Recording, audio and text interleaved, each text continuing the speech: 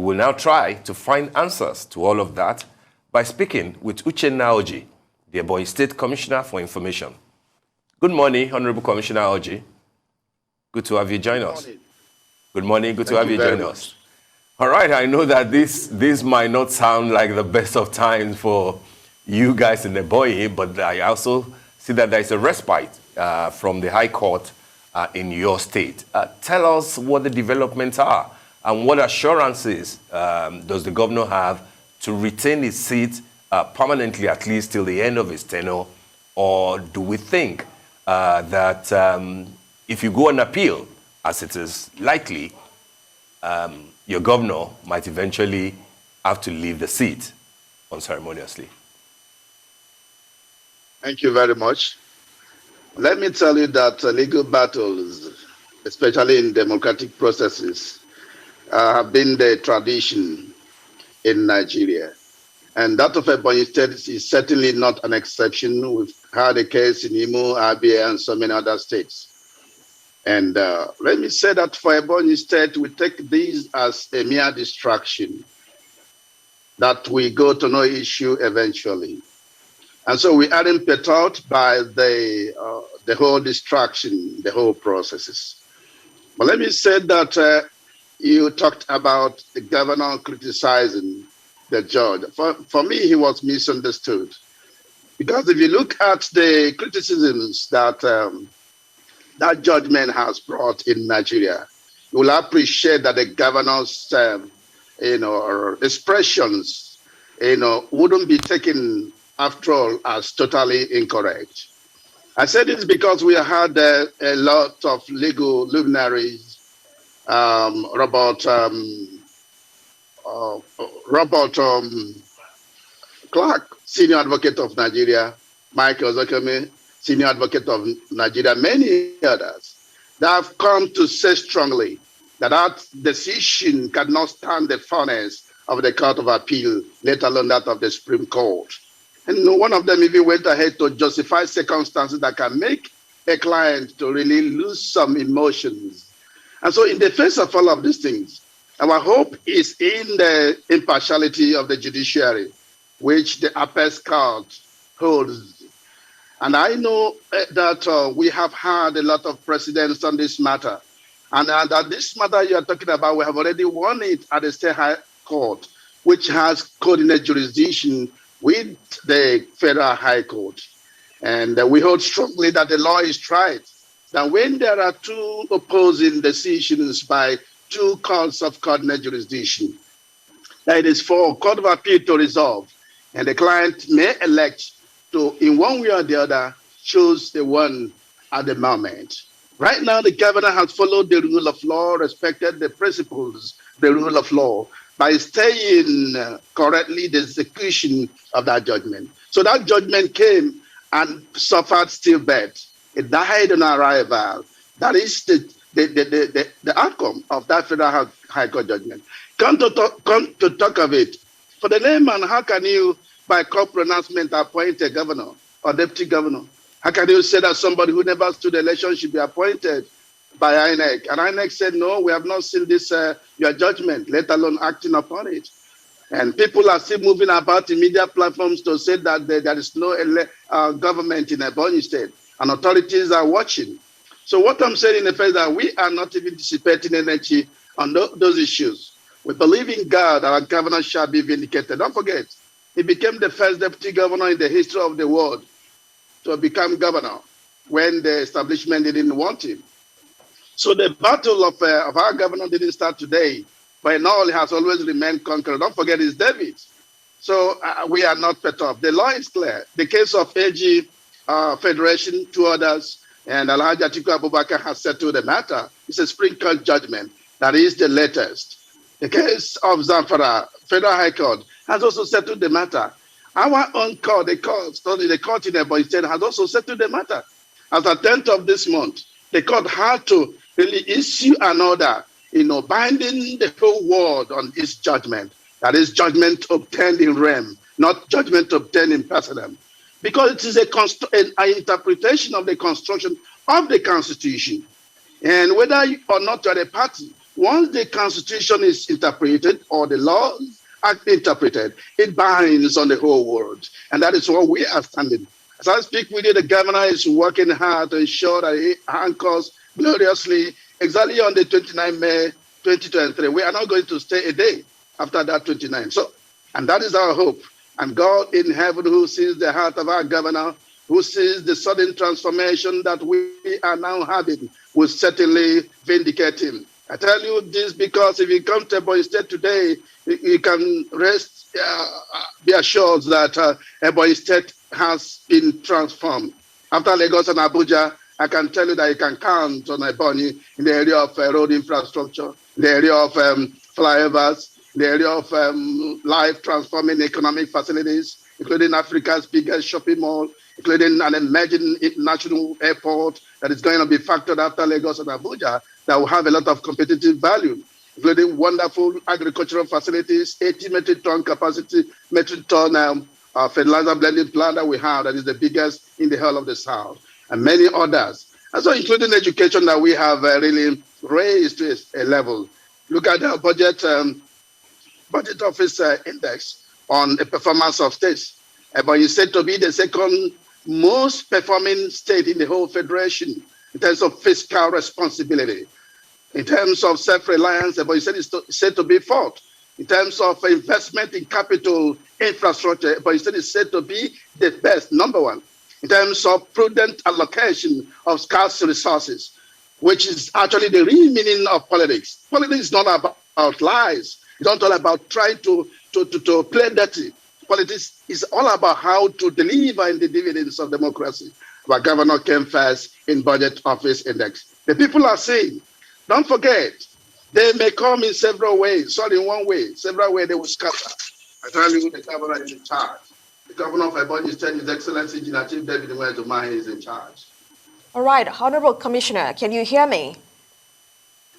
I can hear you. All right, okay, let's discuss one of the actual, let's go back to the rudiments and discuss the main reason, one of the main reasons we could possibly say for Governor Umahi's defection to APC in the first place, which would be, according to him, that in spite of the Southeast's constant support for the party, this has not been adequately reciprocated. Do you find merits in that statement, and do you echo it in any way?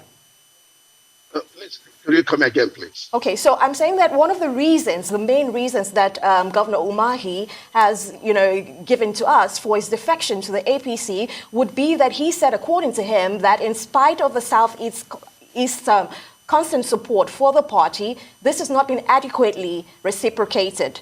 Do you see any merits in that statement and in that reason for him defecting? Quite a lot of merits. PDP was that is still unfair to Southeast. I can tell you this because if you look at the history of governance, right from 1960, pre-1960, 1960, 1963, 1979, 1999, you will see the predominance of Southeast in the party at the center.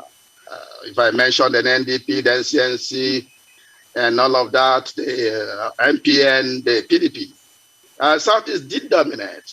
Now, specifically mentioning this PDP of 1999 came, Southeast was very predominant, played a lot of roles, and did a lot of concessions. And from 1999 to today, PDP never did consider it very fair, equitable, to consider this part of Nigeria that is, so to speak, a minority tribe, but indeed it's not a minority tribe because even the population of Lagos, that is about the highest, you can see the population of Southeast there, that is the Igbos there.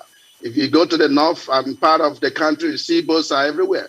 And so the truth is that it is very unfair that PDP refused. Up to now, see the kind of decisions they are having. No one knows where they are focusing in this presidential race, 2023. So I want to give authority, give credence to that assertion of my boss that PDP has been unfair. And I'm sure that the APC is doing a lot to really show PDP the way.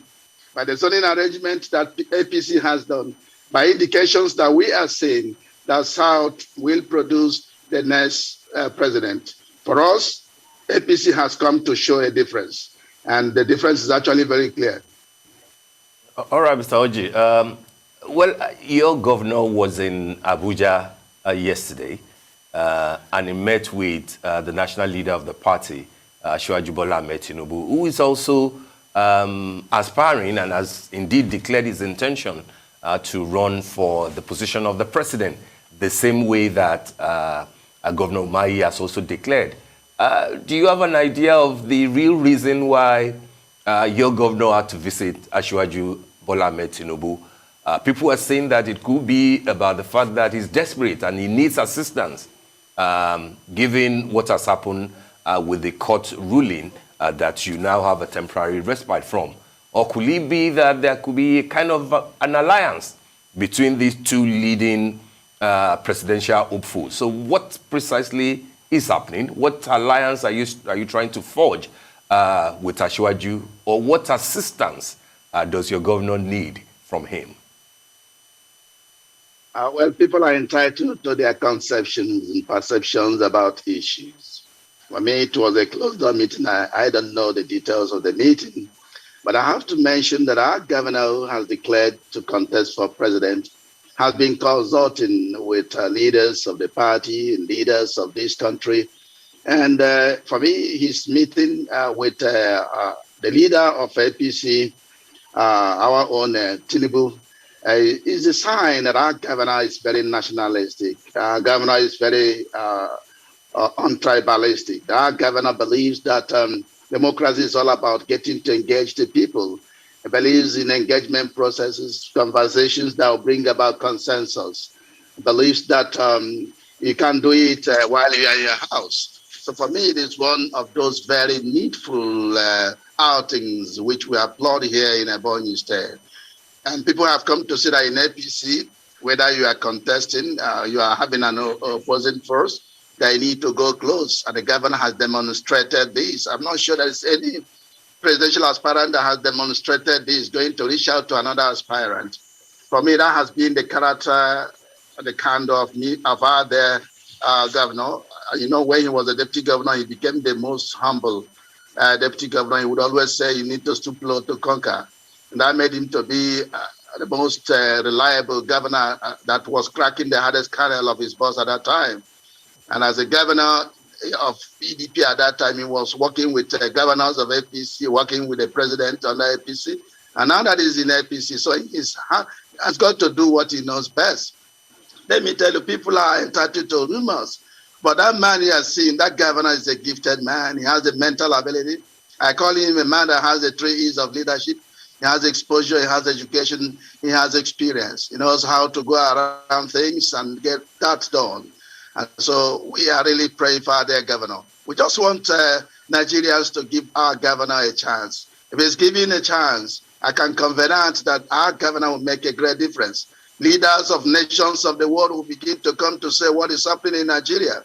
If this can happen in Ebonyi, I assure you that that is going to be the new situation in 2023 if our governor becomes president.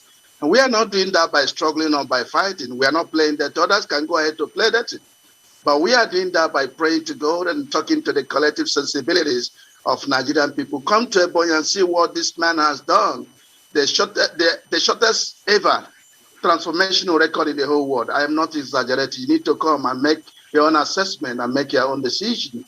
And so if this man is given to Nigeria, I can tell you that within the shortest record of time, world leaders will come, even advanced countries will come to say, what is happening in Nigeria? That is what we are assuring the people of Nigeria. All right, Honorable Commissioner, I just want to, you've spoken in very colorful terms about Governor Umahi. Now, in terms of the aspiration for the highest seat of power in the country, let's talk about some of the legacies that he will be remembered for in his tenure as the governor of Ebonyi State. A lot of, you've highlighted quite a number of points and developmental work that he's done, but there's also been some sentiments and, some comments from many people to say that his priorities have also been misplaced in terms of some of the infrastructural projects that he has embarked on. Could we talk about that a little bit? And of course, we want to really focus on what his legacy will be. Thank you very much. Let me combine the issues together, the criticism and what he has done. The governor has made Ebonyi State a global village. He used concrete road, concrete pavement of 8 inches to do virtually 99% of our road infrastructure, connecting the federal road, state road, and local road. So we have more than 2,000 number kilometer road the governor did with almost concrete pavement. And no any other government has done that. I think Dangote is doing that in Lagos. It has 50 years guarantee. Maybe that is a misplaced priority. But I know that governor did that because he wants to bring about investment, industrialization, agricultural development, solid mineral development that we have as comparative advantage. And when we have solid road, all of these things can come. Perhaps that is misplaced priority. The governor did what we call the microcosm of the macrocosm of the Dubai Mall. That is the mall that is the biggest in Africa. He conceptualized it when he went to Dubai and saw that he did come to replicate that in Ebonyi. And he's looking at engaging our exporters and importers. And through the facility of the international airport that we have, that is going to be one of the best in this region, in Nigeria, one of the 3 best in Nigeria, we can be sure that trade will be enhanced. People can travel to any part of the world, come back straight from any part of the world to Ebonyi without having to land in Lagos. And then their goods and services will be delivered in Ebonyi State. Perhaps that is misplaced priority. And I want to tell you that that shopping mall is having 5,000 number shops, engaging youth, women, entrepreneurs, and even companies. And they will in turn engage a create job, create work. Perhaps that is misplaced priority. We have an 80 metric ton capacity fertilizer blending plant that does the fertilizer need of South, South, Southeast. Perhaps that is misplaced priority. We have a 32 metric ton capacity rice milling plant that is the biggest in Africa that has come to really transform our rice system such that Ebonyi rice is the best in Nigeria, I tell you. And we have a parboiling plant that has 38 metric ton capacity per hour. Those in agriculture knows what I'm talking about is the biggest in Africa. Perhaps that is a misplaced priority. Now the governor has done a lot to raise our education. Today we have Ebonyi State that used to be educationally less privileged. Today we are one of the 10 best states because of the infrastructure the governor has really injected in education. What we call BESDA is also going on. That is out of school children program where we are targeting no less than 10,000 number out of school children. Is it empowerment program that we have done? I can tell you the governor is one of the best in the area of human development empowerment program. All right, Honorable Commissioner, it sounds like you have a plethora of, you have a list there for us, which is very refreshing to hear. You really came prepared with your answers there. And I'm sure that Governor Umahi is very pleased to hear that you're highlighting this. But very quickly, we're going to take a very short break and we'll return and continue this conversation. We want to hear more. Stay with us.